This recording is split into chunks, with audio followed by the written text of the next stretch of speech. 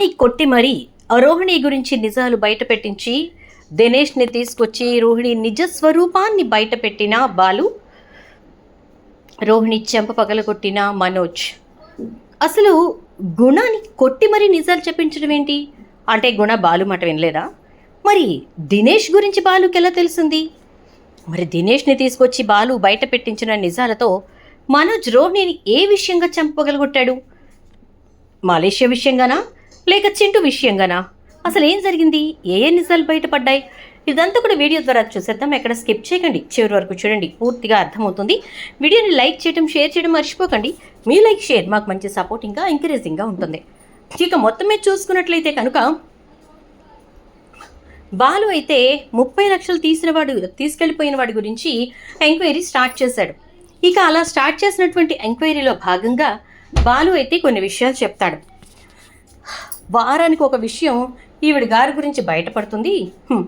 ఇక వీడేమో ఒక చవట సన్నాసని, వీడి దగ్గర నుంచి ఎవడైనా మోసం చేసి ఎంతైనా తీసుకుపోవచ్చని, ఆఖరికి 10 రూపాయలు కూడా పట్టుకుపోవచ్చు అని చెప్పని అర్థమైంది అని అంటాడు. ఏం జరిగిందో చెప్పరా అని అంటాడు సత్యమైతే.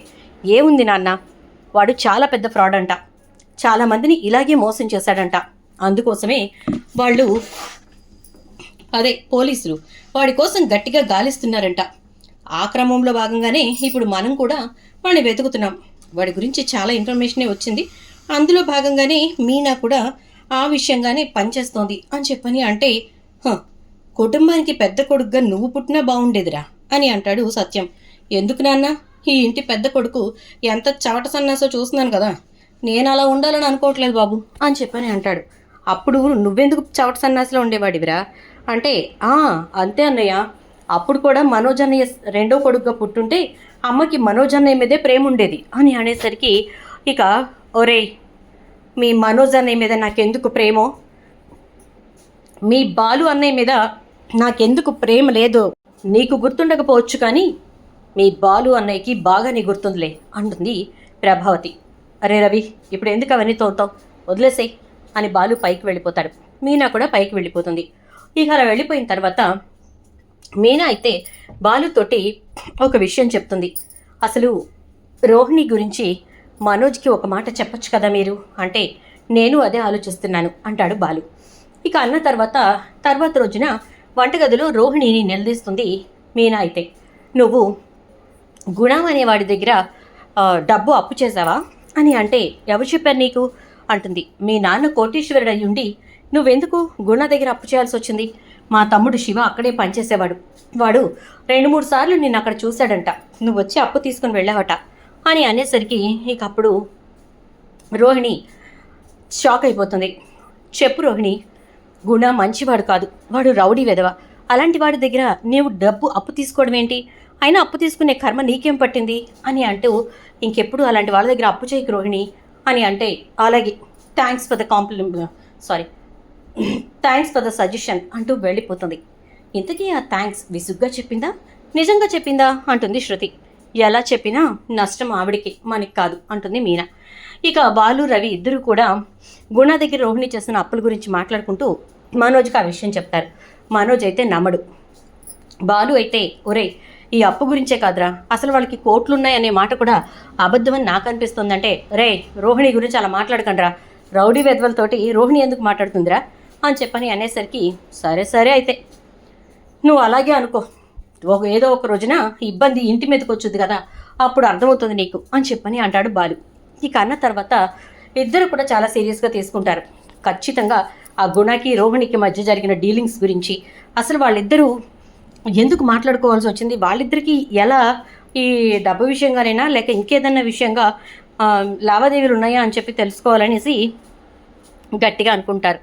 ఇక అనుకున్నదే తడుగా తర్వాత రోజు నుంచి శివతోటి మాట్లాడి, గుణ ఆఫీస్లో సీసీ కెమెరాలు ఉన్నాయా అని చెప్పి అడిగేసరికి, ఉన్నాయి, సీసీ కెమెరాలు ఉన్నాయి అని చెప్తాడు శివ. అయితే మరి వీళ్ళు వచ్చి వెళ్ళింది రికార్డ్ అయి ఉంటుంది కదా అంటే, ఖచ్చితంగా రికార్డ్ అయి ఉంటుంది అని అంటాడు శివ. మరి అక్కడ మనకి ఫేవర్ చేసేవాళ్ళు ఎవరైనా ఉన్నారా అంటే, మ్యాక్స్ టు మ్యాక్స్ ఎవరూ లేరు, కానీ వాచ్మెన్ మాత్రం చాలా మంచివాడు. నైట్ టైం ఆ వాచ్మెన్ నేను 1-2 సార్లు హెల్ప్ చేశాను కాబట్టి నాకేమైనా లోపలికి వెళ్ళే వెసులుబాటు ఇవ్వచ్చు. నాకు తెలిసిన బ్యాక్ డోర్ ఒకటి ఉంది, ఆ బ్యాక్ డోర్కి సంబంధించిన కీ నా దగ్గర ఉంది అంటాడు. అదేంటి నీ దగ్గర ఎందుకు పెట్టుకున్నావు అంటే, జీవితంలో ఒకే ఒక్క ఆఖరి దొంగతనం చేయాలని నిర్ణయించుకున్నాను బావా అంటాడు. ఎందుకురా, ఎందుకు అలాంటి పని చేయాలనుకున్నావు అంటే, ఆ గుణగాడికి బుద్ధి చెప్పటానికి. వాడు చేసిన పని వల్ల నా జీవితం నాశనం అయిపోవలసింది. నువ్వే లేకపోతే నా బ్రతుకు ఏమైపోయేది బాబా. అందుకే వాడి ఆఫీసులో పేదవాళ్ళకి సంబంధించిన డాక్యుమెంట్స్ చాలా ఉన్నాయి. అవి బయటకు తీసుకొచ్చి ముసుగు దొంగల అవన్నీ వాళ్ళకి ఇచ్చేయాలనుకున్నాను అని అంటే, అంతేనా డబ్బు దొంగతనమా అంటాడు బాలు. చచ్చా లేదు బావా, నేను అనుకున్నది ఇదే అని అనేసరికి సరే అయితే అంటూ ఇక గుణ ఆఫీస్ దగ్గరికి వెళ్తారు. వెళ్ళిన తర్వాత సాయంత్రం వాచ్మెన్ తోటి మాట్లాడుతాడు శివ. సరే అయితే లోపలికి వెళ్ళే అవకాశం నీకుంది అంటే వెళ్ళు, నువ్వు వచ్చినట్టు వెళ్ళినట్టు నేను చెప్పను. ఈ బయట సీసీ కెమెరాల్లో నువ్వు పడకూడదు కదా. ఒక పని చెయ్యి, పక్క ఆఫీసు నుంచి లోపలికి రావడానికి దారుంది, అటునుంచి వచ్చేయి, అక్కడ సీసీ కెమెరాలు లేవు అని చెప్తాడు. సరే బాబాయ్ థ్యాంక్స్ అని చెప్పేసి శివ అయితే వెళ్ళిపోతాడు. నీకు ఆ తర్వాత శివ అతను చెప్పిన రూట్లోనే పక్కన ఆఫీస్ కాంపౌండ్లో నుంచి ఈ కాంపౌండ్లోకి ఉన్న గేట్ ద్వారా లోపలికి వస్తాడు. వచ్చి గుణ ఆఫీస్లోకి ఎంటర్ అవుతాడు. అయిన తర్వాత అక్కడ సీసీ కెమెరాస్ మొత్తం చెక్ చేస్తాడు. చెక్ చేసి అందులో రోహిణి వచ్చి వెళ్ళినటువంటి విజువల్స్ అన్నిటినీ కూడా జాగ్రత్తగా క్యాప్చర్ చేసి వాటన్నిటినీ గుణతో తను మాట్లాడుతున్న విజువల్స్, చెక్కులు ఇస్తున్న విజువల్స్, డబ్బులు తీసుకుంటున్న విజువల్స్, వీటన్నిటినీ కూడా చాలా జాగ్రత్తగా బాలు సెల్ ఫోన్కి వాట్సాప్ చేసేస్తాడు. ఇక ఆ తర్వాత బాబాయ్ ఇదిగో నేనేం తీసుకోలేదు వెళ్తున్నాను అంటే, మరి దేనికి వచ్చినట్టు అంటే, సీసీ కెమెరాలు పనుంది అందుకోసం వచ్చానంటే, సరే సరే రాయితే అని చెప్పేసి ఇక ఆ వాచ్మెన్ శివని పంపించేస్తాడు. ఇక వచ్చేసిన తర్వాత బాలు అయితే ఇక అవన్నీ చూసి ఇవి మనకు కావలసిన ప్రూఫ్స్, వీటి ద్వారా ఆ గుణగాడిని తుక్కు రేగ్గొట్టి వాడితోటే నిజం చెప్పిస్తాను అని చెప్పేసి అంటూ ఉంటే, ఇక మీనా అయితే అసలు ముందు రోహిణిని పట్టుకోవచ్చు కదా అంటే, రోహిణి గారు మనల్ని ఖచ్చితంగా బుకాయిస్తారు, మీరే కావాలని చెప్పి నా మీద అలిగేషన్స్ చేస్తున్నారు అంటారు. ఆ టైంలో ఇవి ఉపయోగపడతాయి అంటే నిజమే బాగా ఆలోచించారు అంటుంది. ఇక తన ఫ్రెండ్స్ అందరితోటి బాలు అయితే గుణ సంగతి చూడాలని చెప్తే ఇక వాళ్ళంతా వస్తారు. దాంతో ఇంకేముంది, చక్కగా వెళ్ళి గుణ పని పడతాడు బాలు అయితే. గుణ ఆఫీస్ మీదకి వెళ్ళి గుణాన్ని బయటికి లాక్కొచ్చి పిచ్చ కొట్టుడు కొడతాడు. కొట్టి చెప్పరా, నిజం చెప్పు, మా పార్లర్ అమ్మకి నీకు సంబంధం ఏంటి, ఆవిడెందుకు నీ దగ్గరికి వస్తోంది, ఎందుకు నువ్వు ఆవిడకి డబ్బులు ఇస్తున్నావు అనగానే, నేను డబ్బులు ఇవ్వడం ఏంటి, నాకేం తెలీదు అంటాడు. ఒరేయ్ నేను ప్రూఫ్లు చూపించి మాట్లాడేదాకా తెచ్చుకుంటే ఇప్పుడు తగిలిన దానికి డబుల్ డోస్ తగులుద్ది, అర్థమైందా, నా దగ్గర నుంచి ప్రూఫ్లు చూడాలి అని చెప్పని అనుకోకు, చక్కగా నిజం చెప్పేసాయి అని అనేసరికి ఇక అప్పుడు గుణ ఏం మాట్లాడకుండా అలా నిలబడిపోతాడు. అప్పుడు ఇక బాలు గుణాన్ని పిచ్చకొట్టుడు కొట్టేసరికి, అవును ఇచ్చాను, రోహిణికి డబ్బు అప్పుగా ఇచ్చాను, తను చెక్కులు ఇచ్చింది నాకు, అందుకే ఇచ్చాను, ఎవరికైనా వడ్డీకి డబ్బు ఇవ్వడమే నా పని అంటే, మరి నా వీడియో, నా ఫోన్లో ఉన్న వీడియో నీ దగ్గరికి ఎలా వచ్చిందిరా అని అనేసరికి నీకు అప్పుడు గుణ అయితే అది అంటూ ఉంటే, నిజం చెప్పావా సరి, లేకపోతే మరో 4 తగులుతాయి అని చెప్పని అనేసరికి ఆ వీడియో శివగాడి మీద కోపంతో, నేనే రోహిణి ద్వారా తెప్పించాను, నీ సెల్ ఫోన్ పోయింది కదా, ఆ ఫోన్లో నుంచి వీడియో తీసి నాకు ఇచ్చింది రోహిణి అని చెప్తాడు. వావ్ సూపర్, మీతోటి డబ్బు డీలింగ్సే కాదు మొత్తానికి ఇలాంటి డీలింగ్స్ కూడా పెట్టుకుందనమాట ఆవిడ అని అంటూ, మరి అసలు రోహిణి అడిగినంత డబ్బు నువ్వెందుకు ఇచ్చావురా చెప్పు అని అంటూ, మరి రిటర్న్ నీకు ఎలా ఇచ్చింది అంటే, రోహిణి ఈ మధ్యకాలంలో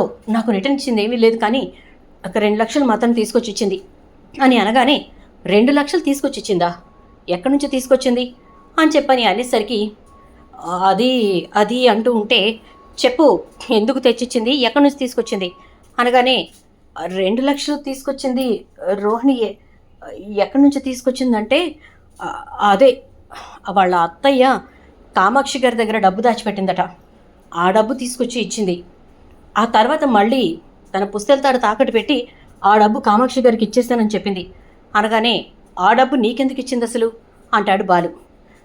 దినేష్ అని ఒకడున్నాడు, వాడు అంటూ ఆపేస్తాడు. చెప్పరా అని చెప్పి మళ్ళీ కొడతాడు బాలు. వాడు రోహిణిని బ్లాక్మెయిల్ చేస్తూ ఉంటాడు, వాడిని చంపమని చెప్పి నాకు సుపారీ ఇచ్చింది, వాడిని చంపకుండా నేను చంపినట్టు నాటకమాడాను. వాడిని కేరళ పంపించాలి అని చెప్పేసేసి అనేసరికి చావు బతుకుల మధ్య ఉన్నాడు అనేసరికి 2 లక్షలు తెచ్చిచ్చింది. వాడు బాగానే ఉన్నాడు అంటాడు గుణ. ఓ వాడెక్కడా అనగానే నా ఆఫీస్ రూమ్లోనే వెనక గదిలో ఉంటాడు అని చెప్పేసరికి ఇక బాలు గుణాన్ని లోపలికి తీసుకెళ్ళి ఆఫీస్ రూమ్ వెనక డోర్ ఓపెన్ చేసేసరికి ఆ రూమ్లో దినేష్ కూర్చుని చక్కగా తాగుతూ ఉంటాడు. దినేష్ని పిచ్చ కొడతాడు బాలు. నడవరా ముందు అని చెప్పేసి ఈడ్చుకుని డైరెక్ట్గా ఇక ప్రభావతి దగ్గరికి తీసుకెళ్తాడు. ఇద్దరిని తీసుకొచ్చి గుమ్మంలో పడేస్తాడు. రోహిణి ఇంట్లో ఉండదు. ఎవర్రా వీళ్ళెందుకు తీసుకొచ్చావు అని చెప్పని అంటూ ఉంటే మనోజేమో, ఒరేయ్ వీడి గురించేగా నువ్వు చెప్పావు, రోహిణి వీడితో చేతులు కలిపిందని, వీడి దగ్గర డబ్బు అప్పుగా తీసుకుంటుందని చెప్పావు కదా, ఇప్పుడు వాడిని కొట్టి అదంతా నిజమని చెప్పించడానికి తీసుకొచ్చావా అంటే, ఒరే పెచ్చ సన్నాసి నీకేం తెలుసని మాట్లాడుతున్నావు, ఆడిని కొట్టి నువ్వు ఇలా చెప్పరా అంటే చెప్పడానికి ఆడేమన్నా నా ఇంట్లో నౌకరా లేకపోతే నా కారు డ్రైవరా? వాడు రౌడీరా. రౌడీని కొడితేనే మాట వింటాడు. మాట వింటమే కాదు, కొడితేనే నిజం చెప్తాడు. అలా కొట్టబట్టే నీ పెళ్ళం గురించి చాలా నిజాలు బయటకు వచ్చాయి అని అనగానే, ఏయ్ ఎంతసేపు నువ్వు రోహిణిని అనడం తప్ప వేరే పనే ఉండదా ఏంట్రా నీకు అంటూ ఉంటే, ఒరే బాలు ఎవరి గురించి మాట్లాడుతున్నావో తెలుస్తోందా? ఈ ఇంటి పెద్ద కోడలి గురించి, మలేషియా మహారాణి అది అని చెప్పని అంటూ ఉంటుంది. ఇక ప్రభావతి అయితే, గాడిద గుడ్డేం కాదు, మలేషియా మహారాణి అంట, మహారాణి.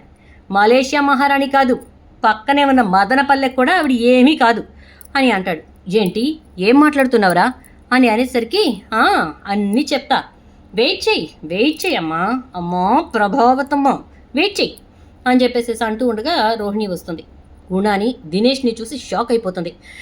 ఒక్కసారిగా గుండాగినంత పని అవుతుంది. ఏంటమ్మా పార్లరమ్మా, గుమ్మంలోనే గుండాగిపోయినట్టు అలా నుంచుని పోయావు అని అనేసరికి, అది అది వీళ్ళు అంటూ ఉంటుంది.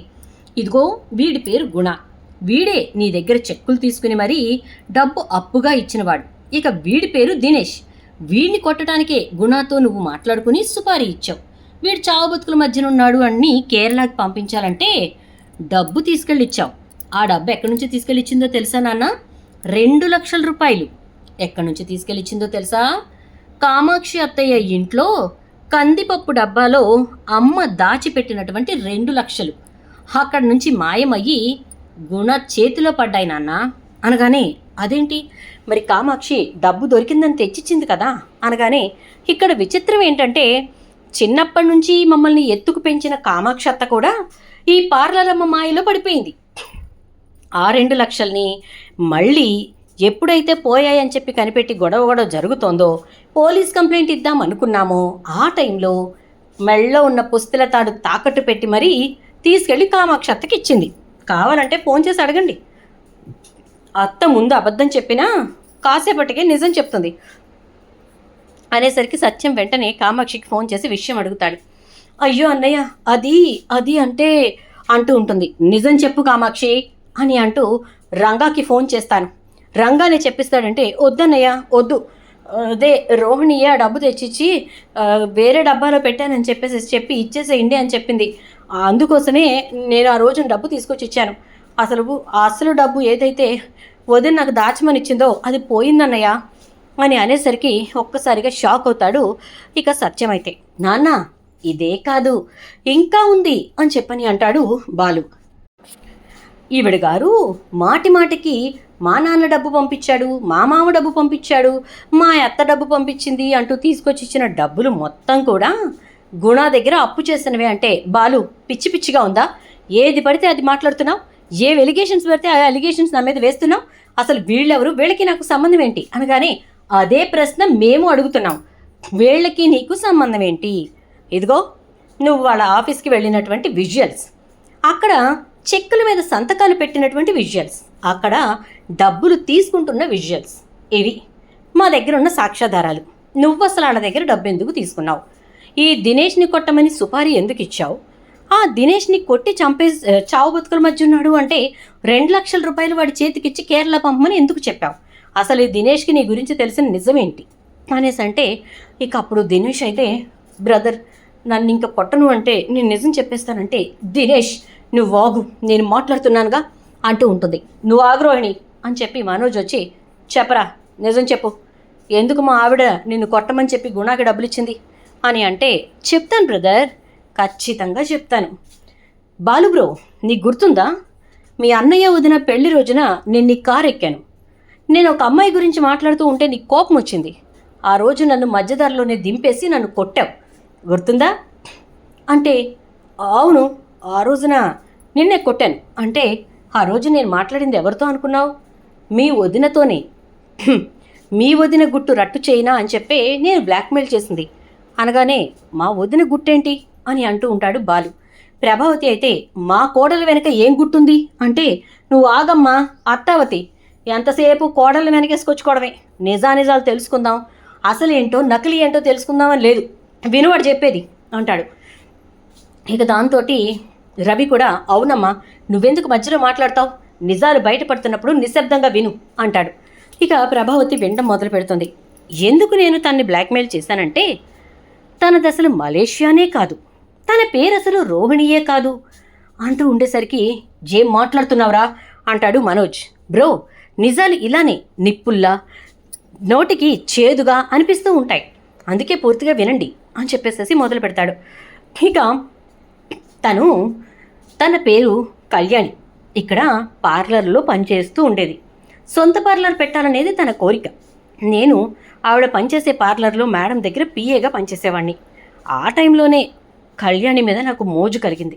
అందుకే కళ్యాణిని ఒక్కసారి ఒప్పుకో అని అడిగాను. దానికి కళ్యాణి నో చెప్పింది. నీకు అక్కడి నుంచి తను నీకు వల వేసింది. ఆ వలలో నువ్వు గట్టిగా చిక్కుకున్నావు. ఆ చిక్కినటువంటి నిన్ను జాగ్రత్తగా ఒడిసిపట్టి పెళ్లి చేసుకుంది. ఆ పెళ్లి రోజునే నేను తన్ని బ్లాక్మెయిల్ చేశాను. నాకు తెలిసి మీకు ఒక పార్సల్ కూడా వచ్చింది ఆ రోజు, కళ్యాణి అని చెప్పి అనగానే, అవునవును కళ్యాణి అని పార్సల్ వచ్చింది అని చెప్పని అంటుంది ప్రభావతి. అది పంపింది కూడా నేనే, ఎలా అయినా మీకు నిజానిజాలు తెలియాలని. ఆ రోజు మిస్ అయింది, సరే కదా అని చెప్పేసేసి అయితే అయిందిరే అనుకున్నాను. ఇక తర్వాత చాలా విధాలుగా ప్రయత్నించాను, కానీ నిజం మీ దాకా చేర్చలేకపోయాను. ఇక ఈవిడ గారికి ముందే పెళ్ళయింది. పెళ్ళైనటువంటి కొడుకుని తన తల్లిని పెళ్ళవగా పుట్టినటువంటి కొడుకుని తన తల్లిని ఊర్లో వదిలేసి తను ఇక్కడికి వచ్చి ఈ పార్లర్ల చుట్టూ తిరుగుతూ పని చేసుకుంటూ మీ అబ్బాయిని ఎప్పుడైతే పెళ్లి చేసుకుందో సొంతగా పార్లర్ కూడా పెట్టింది. ఆ తర్వాత అది అమ్మేసిందని కూడా తెలిసింది. అప్పుడప్పుడు నేను వెళ్ళి పని కొట్టుకుని డబ్బులు అడిగి తీసుకొచ్చుకుంటూ ఉండేవాడిని. ఇలా నా బ్రతుకు సాగుతున్న టైంలోనే గుణాతో చేతులు కలిపి నన్ను చంపాలనుకుంది. గుణాకి పూర్తి విషయం తెలియకపోయినా ఎక్కడో ఏదో జరుగుతుందని గ్రహించి నాతో చేతులు కలిపాడు. దాంతో మేమిద్దరం కలిసి రోహిణిని బ్లాక్మెయిల్ చేసి జాగ్రత్తగా డబ్బు లాగడం మొదలుపెట్టాం. ఇది ఆవిడ గారి అసలు కథ. మలేషియాలో బాబు లేడు, మండపేటలో మామయ్య లేడు అని చెప్పి అంటాడు. ఇక దినేష్ అయితే ఒక్కసారిగా మనోజ్కి చాలా కోపం వస్తుంది. 7 ఏళ్ల కొడుకున్నాడా, తల్లుందా, తండ్రి లేడా, మలేషియా కాదా, మరి డబ్బు కోట్లు ఏవీ లేవు. ఇవన్నీ చెప్పి నేను నిన్ను ప్రేమిస్తున్నాను మనోజ్, నన్ను పెళ్లి చేసుకో అంటే కళ్ళు మూసుకుని పెళ్లి చేసుకునేవాడిని కదా మా అమ్మని ఒప్పించి. ఎన్ని అబద్ధాలా, ఎన్ని రకాల మోసాలా, చిచ్చి, ఇలాంటి దాన్నా నేను ప్రేమించి పెళ్లి చేసుకుంది. ఎప్పటికప్పుడు బాలుగాడు తప్పు అని ప్రూవ్ చేద్దామనుకున్న ప్రతిసారి కూడా వాడు చెప్పిందే కరెక్ట్ అని చెప్పి ప్రూవ్ అవుతూ వచ్చింది. రాత్రే అన్నాడు వాడు, అరే అసలు మలేషియానే కాదేమో, వాళ్ళ దగ్గర కోట్లున్నాయన్న మాట కూడా అబద్ధమేమోనని చెప్పి. చిన్నోర్మై అన్నాను. గుణ అనే రౌడీతో నా భార్యకి ఏం పనిరా అన్నాను. కానీ మొత్తం అన్నీ ఒక్కరోజులోనే నిరూపించేశాడు వాడు. చిచి అని చెప్పని అంటూ ఉంటే మనోజ్, అది కాదు మనోజ్ అంటూ ఉంటే చంప చెడున పగల కొట్టి, నీలాంటి దాన్ని నమ్మాను చూడు, నీలాంటి దాన్ని, ఛీ అంటూ అక్కడి నుంచి వెళ్ళిపోతాడు మనోజ్. ఇక ప్రభావతి రోహిణి దగ్గరకు వస్తుంది. ఏంటి, మీ ఇంట్లో వంటగది చాలా పెద్దగా ఉంటుందా, హట్ల పెనం మీద దోశ వేస్తే ఇలా వేస్తే అలా వచ్చేస్తుందా అంటూ ఉంటుంది ప్రభావతి. అత్తయ్య అది కాదత్తయ్య అంటే, ఎంతకీ దీని కొడుకెక్కడున్నాడు అనగానే, నాకు తెలిసి మీ అందరికీ తెలుసండి, చింటూ అని చెప్పని అనగానే, ఓహో అందుకేనా వాడిని చూడగానే అంత ప్రేమ పొంగుకొస్తుంది ఈవిడికి, సుగుణమా వీళ్ళ అమ్మన్నమాట అని అంటుంది ప్రభావతి. అదండి, ఇక మేము వెళ్ళరామా బ్రదర్, కొట్టి కొట్టి ఒళ్ళు హోనం అయిపోయింది, ప్లీజ్ మేము వెళ్తాం, నీకు కావాల్సిన నిజాలన్నీ బయటకు వచ్చాయి కదా అంటూ ఉంటే, పొండ్రా పొండి అంటాడు బాలు. ఇప్పుడు రోహిణి సంగతి ఏంటి? అయిపోయింది ప్రభావతి చేతిలో. చూద్దాం ఏం జరుగుతుందో. వీడియో నచ్చితే లైక్ చేయండి, వీడియో షేర్ చేయండి, ఛానల్ సబ్స్క్రైబ్ చేయండి, పక్కనే బెల్ ఐకాన్లో ఆల్ ట్యాప్ చేయండి.